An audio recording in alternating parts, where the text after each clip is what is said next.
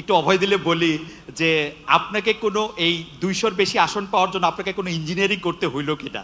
আপনাকে প্রথমে অভিনন্দন জানাই, আপনি জয়লাভ করেছেন, কিন্তু একটু প্রশ্ন করি যে গত সরকার চলে যাওয়ার পর থেকে কিন্তু আপনি বলে আসছেন যে এই নির্বাচনটা খুব সহজ হবে না, যদিও নির্বাচনটা খুব সহজই হওয়ার কথা, আপনার জনপ্রিয়তা, বিএনপির জনপ্রিয়তা সবকিছু মিলে।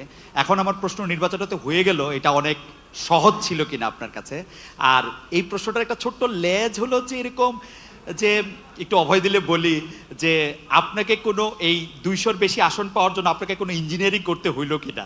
It's like, thank you so much. আপনাকে অভিনন্দন জানাই। আপনি আমাদের আমাদের জনগণকে জনগণকে কনভিন্স করাটাই হচ্ছে আমাদের ইঞ্জিনিয়ারিং। জনগণকে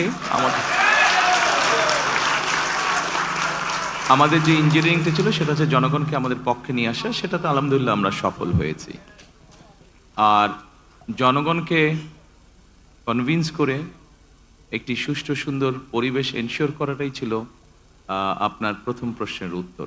অর্থাৎ যেটা আপনি বলেছেন, যেটা আমি বলেছিলাম কঠিন হবে কিনা, অবশ্যই যে কোনো ভালো কাজ, ভালো গোল অ্যাচিভ করতে গেলে তো কষ্ট করতে হয়, কঠিন হবেই।